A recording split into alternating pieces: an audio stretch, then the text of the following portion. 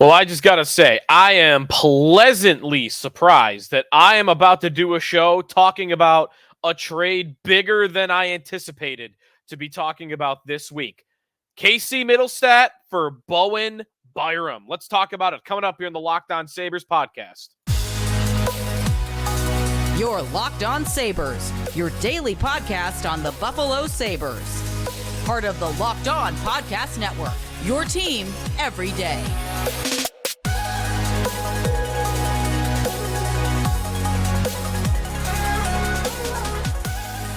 And thanks for making Locked On Sabres your first listen every day. We are free and available wherever you get your podcasts. Part of the Locked On Podcast Network, your team every day. And today's episode is brought to you by Sleeper. Download the Sleeper app. Use the promo code Locked On NHL to get up to a $100 match on your first deposit. Terms and conditions apply. See Sleeper's terms of use for details. Sound the alarm. Trade alert.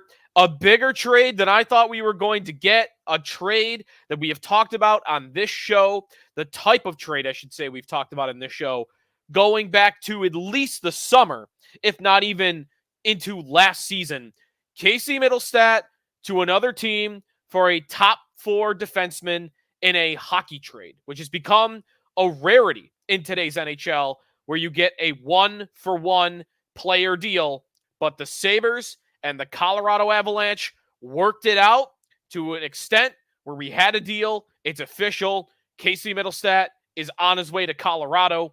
Bowen Byram is on his way to Buffalo. We'll let you all know all about Byram, what the Sabres are getting, a list of reasons why I love this trade, but also know that it's not without risk. There is risk involved in this deal, but there is also a lot of upside. And if you know me, the way I think about not just hockey, but sports, is I want to chase as much upside as I can get.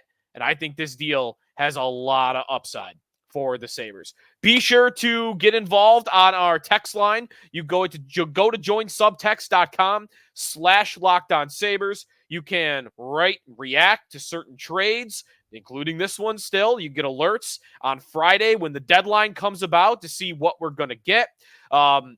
Practice lines and updates and what we're getting roster-wise. I had a discussion before the Mittelstadt for Byram trade with fans in that chat about Vladimir Tarasenko getting traded to Florida and how Sam Reinhart is about to maybe win the Stanley Cup right after Jack Eichel and Ryan O'Reilly have done it as well. So, a lot of stuff to get to, but if you want to get us when we're not doing the show, join subtext.com/LockedOnSabres. You can sign up there, and then everything is on your phone from there on out.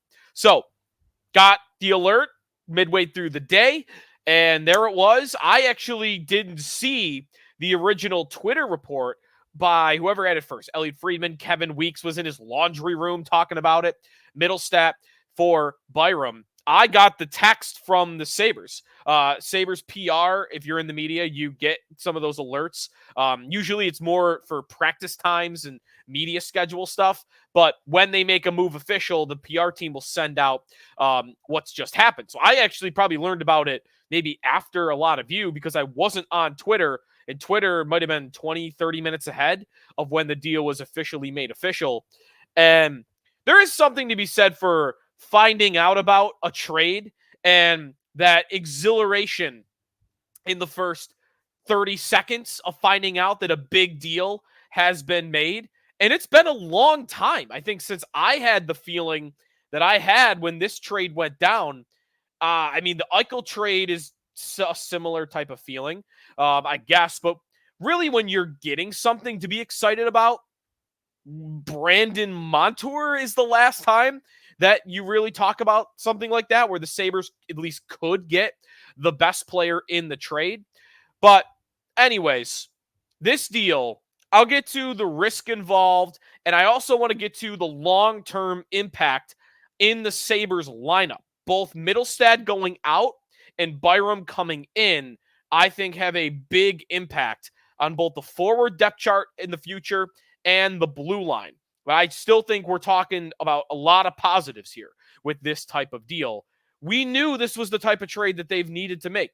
Mittelstadt getting paid, another centerman getting paid behind Cousins and Thompson. He's a good player.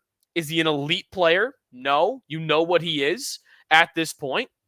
And you've got a clear room because you've already got Peyton Krebs blocked on the fourth line, and you've got a lot of guys behind that. So that part of the deal always made sense. The defenseman part of the trade always made sense because you've got Dahlin, who has already established himself as a number one defenseman. Power, you're pretty sure because of the draft status and the talent that he'll become a top four defenseman, if not top pair defenseman. And then Samuelsson has looked like a top four defenseman at times and other times hasn't. Ryan Johnson looks like someone that should develop into that. But you've only really got two, even if I want to call Power this, sure things in the top four. You could use another top four defenseman. Sure, you might like it on the right side, but here's Byram, a left shot defenseman, but a top four guy if he is healthy. That we'll get to with the risk. But I just want to give credit where credit's due. We've wondered this about Kevyn Adams. Can he get a deal like this done? This is a real hockey trade. This is a swing. It is not the biggest trade that Adams has made. That would be the Eichel trade. But it's the biggest swing that Adams has made. You know, there was a large sentiment that he had to make the Eichel trade. He had to make the Reinhart trade because Reinhart had a lot of leverage and could leave in a year. The Ristolainen trade he had to make because Ristolainen, even though he should have been off the team long before that, and there were play reasons why to trade him, even if you wanted to keep him, you weren't going to be able to because he was an upcoming free agent. So you had to trade Ristolainen. There was no swing there. You had to trade Reinhart, and you probably had to trade Eichel. So none of those I would really qualify as a swing because you had to do it, or you put yourself in a position where you had to do it. This was a deal where it's a core piece of the trade. It's a core piece of the team in Casey Mittelstadt. It's a friend of everyone on the team. He's best buds with Rasmus Dahlin, and I'm sure with everybody else on that roster. It's a guy that has done everything you've asked, right? Mittelstadt, I mean, they've talked about that. If you develop into what we want and you work hard, then we're going to reward you and we're going to pay you. This was a separation from that in the name of making the team better. Mittelstadt had worked hard, worked at his craft, became a real NHL player. He had played a lot of games in the NHL, probably before he should have. There was definitely time needed spent in Rochester that was not spent. Go look at a picture of Casey Mittelstadt during his first 3 seasons with the team. He's a string bean. I mean, the viral picture of him at the combine way back when always goes viral because you can't do a pull-up. And he looks unbelievable trying to do a pull-up. Unbelievably funny trying to do a pull-up. The guy got pushed off the puck. The guy was not physically ready to be in the NHL. He fanned on pucks all the time. He just wasn't ready. And he went from string bean playing like a little boy out there to dog. DAWG. I called him that several times during this season. He went from maybe the easiest player to push off the puck in the league to he was legitimately hard in the last 2 years to get off the puck. He would work the boards. He would keep and hang on to it. He would utilize his hands. He definitely put muscle on, a lot of muscle on. But so he would fend them off with his body, and he would use his hands differently than he did in high school and coming into the league originally, World Juniors. He would have used his hands more in the open ice, and then he started to transition to, oh, no, I'm good in tight spaces. I'm going to work these defensemen. They are not going to get the puck off my stick. And he really developed into that, developed into a great playmaker. You know, the last 2 years are the big years. I mean, 7 years. He played parts. That's incredible, right? Casey Mittelstadt played parts of 7 different seasons with the Buffalo Sabres. And in those 7 seasons, he had 186 points. 106 of the 186 came in the last 2 seasons. Most of his production came in the last 2 years. But he did the job. And it must have been hard to say goodbye to a guy that did everything you asked and developed into the player you would have been dreaming about him developing into when Adams and Granato took over. But it made more sense to move him. And you can't, you're a business. You're a sports business, and you've got to make tough decisions. He's close with the players. He's done everything he asked. You got to throw all that to the wayside in the name of making your team better. And I think that is exactly what they're trying to do here. I don't think it was easy for Adams to make that deal. You got to negotiate. And he did one thing that I've said in the last couple of weeks is not likely, which is convince a contending team that they should trade for Casey Mittelstadt at the deadline, trade a player out of their top 4 that plays 20 minutes a night. Convince a team that's high in the standings to trade a guy that plays 20 minutes a night. They found that. They found that team. They found Colorado. Colorado, they were willing. So I guess you have to, sign a thank you card to the Avalanche. They were willing to trade an important piece off their roster heading into the playoffs. Quickly, the reason Colorado makes this deal, and good for Casey Mittelstadt. Mittelstadt developed for the Sabres. He's going to go be the second line center on one of the best teams in hockey heading into the postseason. So good luck to him, and I think it's a great opportunity for him. It's a better team than the Sabres. Right now, it's a better atmosphere, and it's a better role. He's the number 2 center behind Nathan MacKinnon instead of kind of being the quasi-third centerman behind Thompson and Cousins. Good for Mittelstadt. Colorado did this deal because they need center help. They lost JT Compher to the Red Wings a couple of years ago out of their center depth chart, which was a big loss for them. And if you look at their lineup right now, here are their 4 centermen before Mittelstadt arrives. McKinnon at number 1, elite, amazing. Ross Colton, number 2. Jean-Luc Fody, number 3. And Chris Wagner, number 4. Mittelstadt is sorely needed in the top 6 by a lot. Meanwhile, in the blue line, Devin Tays has developed into a great top pair defenseman, so they don't need Byram to play top pair. Samuel Girard is a very good top 4 defenseman, so he's good. And Josh Manson plays in the top 4 there, and he's good.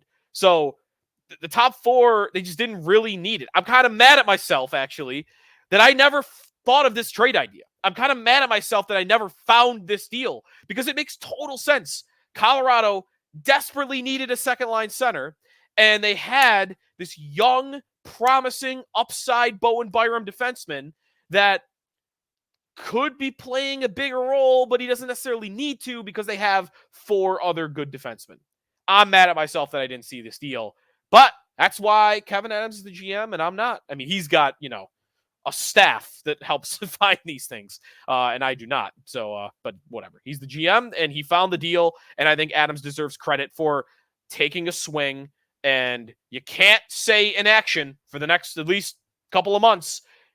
There's action. We've been wanting action on some level. You can't criticize him for making a deal when we've been begging for it. Little bit on Byram when we come back as a risk, and then the upside. What are the Sabres getting in their new defenseman, Bowen Byram? That's coming up here on the Locked On Sabres podcast. We are presented by Sleeper. It is not going well in the standings for Buffalo. They are probably going to miss the playoffs for a record 13th year in a row. But regardless of that, I want to remind you that you can win big by playing daily fantasy hockey on Sleeper. It's the official daily fantasy app of the Locked On NHL Network. Sleeper is our number 1 choice for daily fantasy sports and especially daily fantasy hockey. Because with Sleeper, you can win 100 times your cash in daily fantasy hockey contests.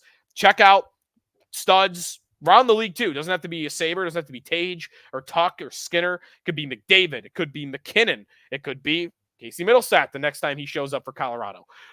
Check them out and pick whether they'll record more or less than their sleeper projections for things like goals, assists, saves, plus minus, and more in a given game. To win a 100 times bet on Sleeper, you need to correctly predict the outcome of 8 player stats. You heard me, Sabre fans. You can win 100 times your money playing daily fantasy hockey with Sleeper. So start paying attention Nail your picks so you can start winning big. Use the promo code LOCKEDONNHL. You'll get up to a $100 match on your first deposit. Terms and conditions apply. That's code LOCKEDONNHL. See Sleeper's terms of use for details and locational availability. Back here on the Locked On Sabres podcast, and be sure to check out Locked On Sports Today, the first ever national sports 24/7 streaming channel on YouTube, and it's now available on Amazon Fire TV and the free Fire TV channels app. The Sabres trade Casey Mittelstadt to the Colorado Avalanche for Bowen Byram. Here's what I really like about Bowen Byram. Bowen Byram is a top 4 defenseman for the most part when he's healthy. He is a high upside player. He is still only 22 years old, was the 4th overall pick in the 2019 NHL draft. The talent level is high. 4th overall pick from the Avalanche a few years ago. He has been, when he's been at his best, the number 3 defenseman in Colorado. He has usually played behind Cale Makar, of course, Devin Tays at times, especially this season, and other times Samuel Girard, who has been a stud defenseman as well. In the Stanley Cup Finals 2 years ago, Byram was great, and he was their number 3 defenseman by ice time, by a lot. Makar, Girard were way up top. Byram was right around 20 minutes, and then nobody else was above like 18 and a half. He was the number 3 defenseman on a team that won the Stanley Cup, and he did that at age 20. There are remember, defensemen typically take a little longer than forwards do. At least that narrative is out there. I guess, I could always look in to see if that's still true, but that's been said a lot. And he did that at age 20. He was great in the finals, and he was an important piece of Colorado's Stanley Cup victory.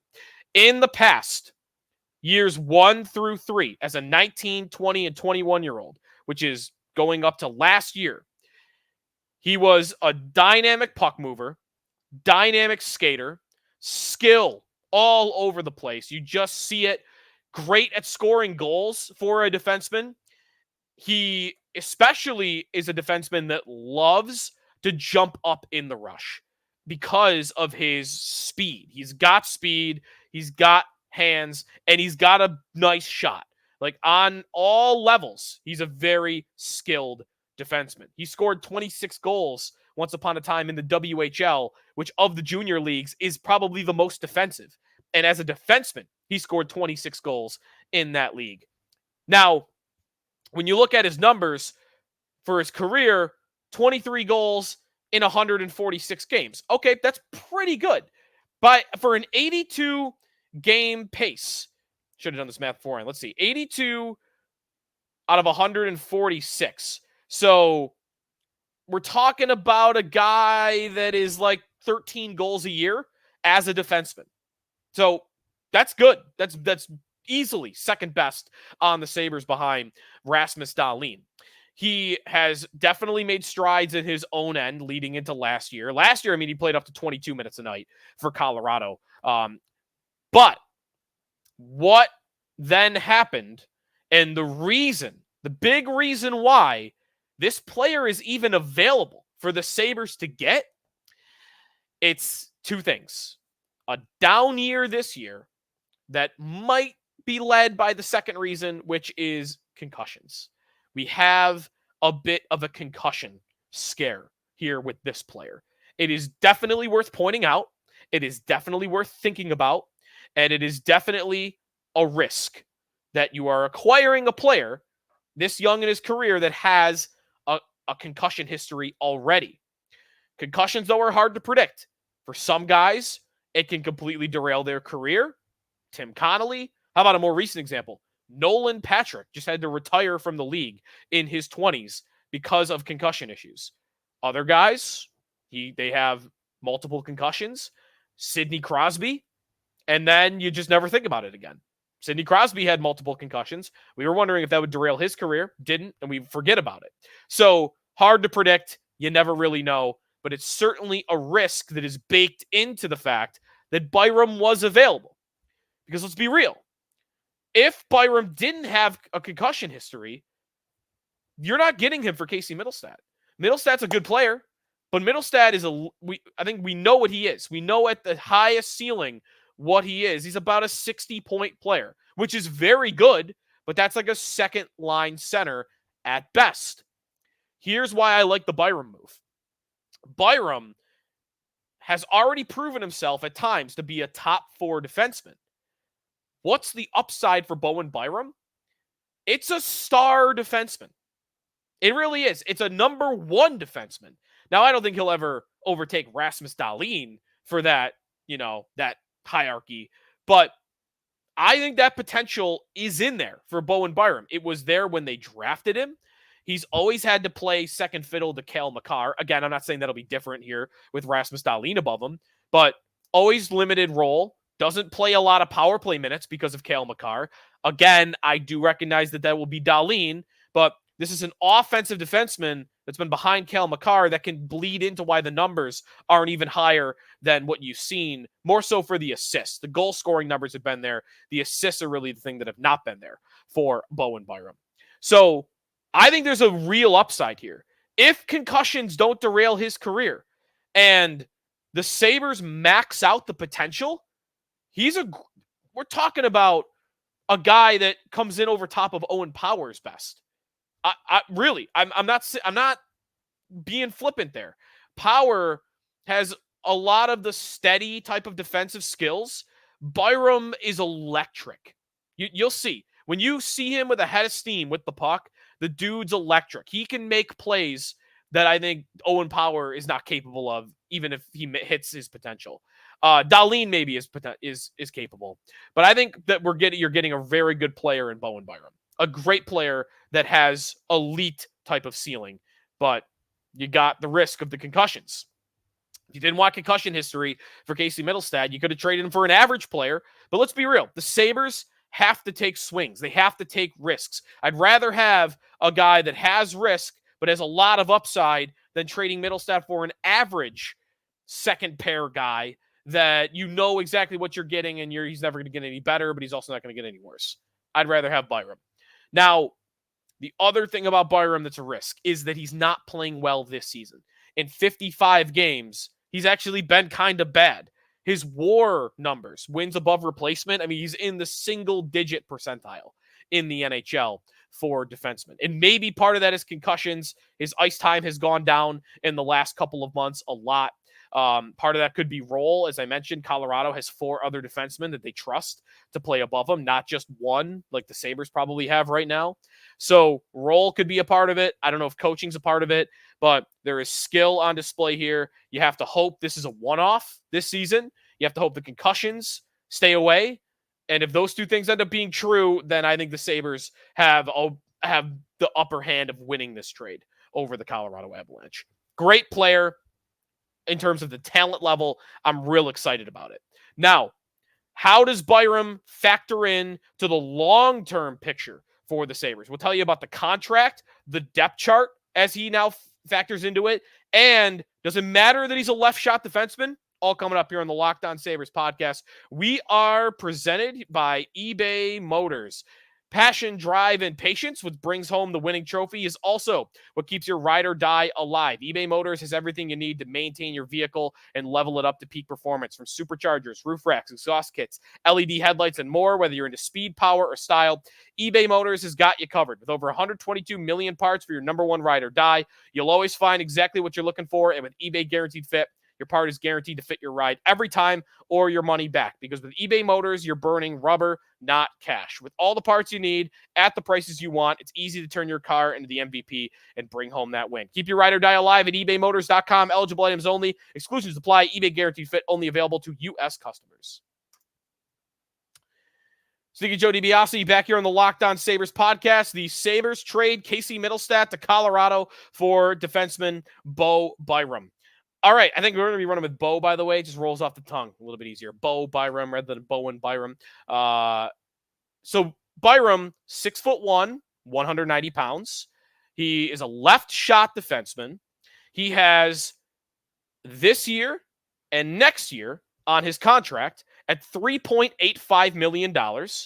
And then he is a restricted free agent. So Cost control. Lot of cost control, lot of ability to keep this player around. Didn't have a no trade clause because you're trading for a guy that is still very early on in his career. Another good idea to be targeting guys like that. Byram, by the way, I failed to mention, I think buddies with Dylan Cousins and Peyton Krebs. I'm only saying that because I know they were drafted together, all went in the first round in 2019. Byram went 4th, Cousins went 7th, and Krebs went, I believe, 17th. All played together at the World Juniors for Team Canada that season.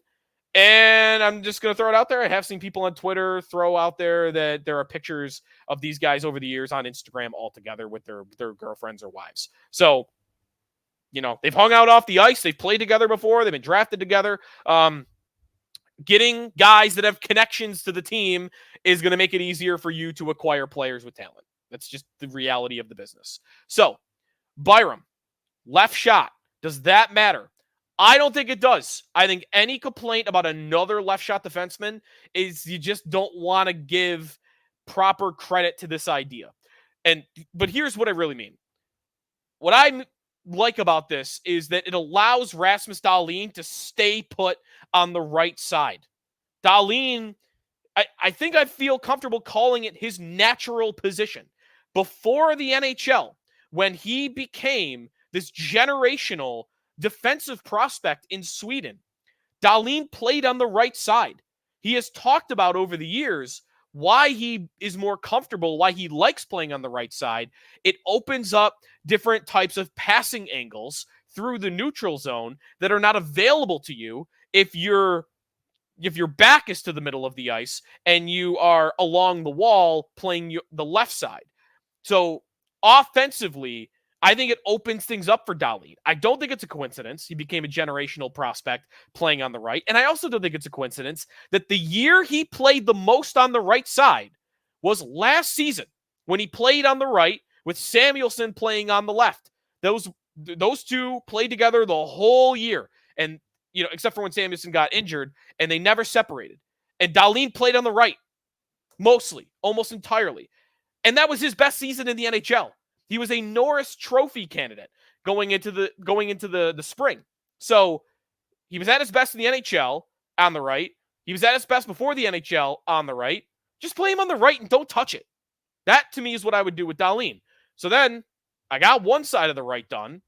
I've got Yoki Haru for the time being. I got another guy on the right.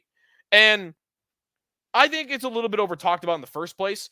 Byram, though, because he's also offensive like Dahlin and has the skating ability, the passing ability, he's played the left and the right. This year, actually, he's played more on the right. And I saw Jay Fresh Hockey on Twitter, who does the hockey cards, the analytics, some of that stuff on Twitter. He broke down Byram's numbers as a left shot on the left and Byram's numbers on the right.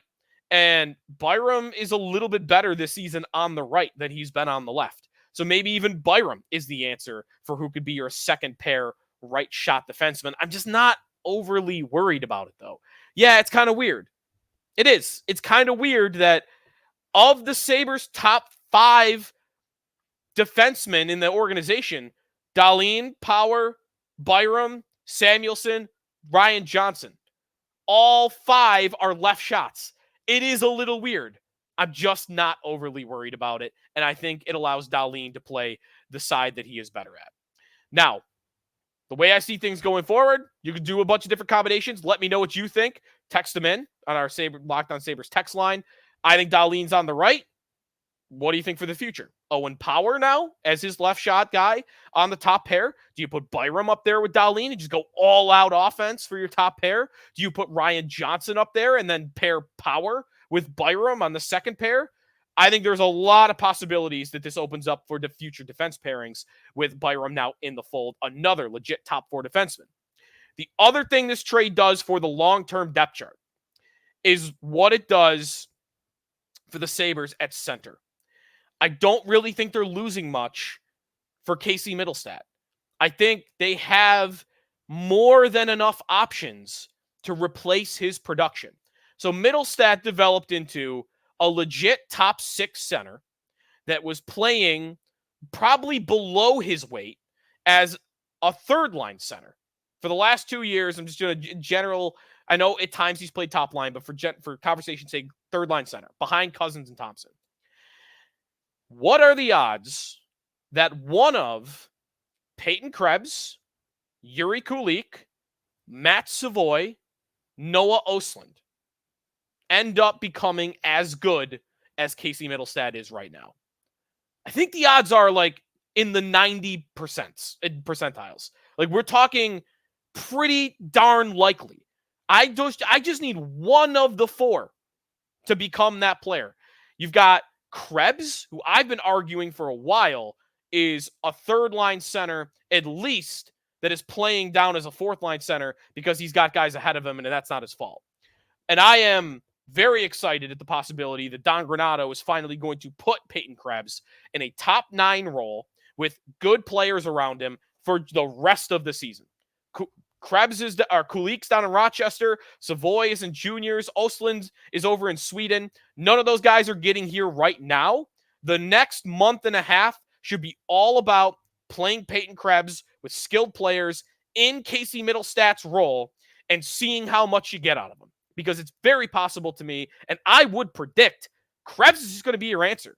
He is going to be Casey Mittelstadt's replacement, and he's going to do just fine. And I think he can actually put up the numbers that Mittelstadt has, which is goal scoring in the teens and assists in the 40s. I think Krebs is capable of that if he plays with two good wingers. But if he doesn't, you've got Kulik, you've got Savoy, you've got Ostlund. Just need one of them. The rest of them either become wingers or we'll trade you away. I think they're in really good shape to replace Casey Mittelstadt.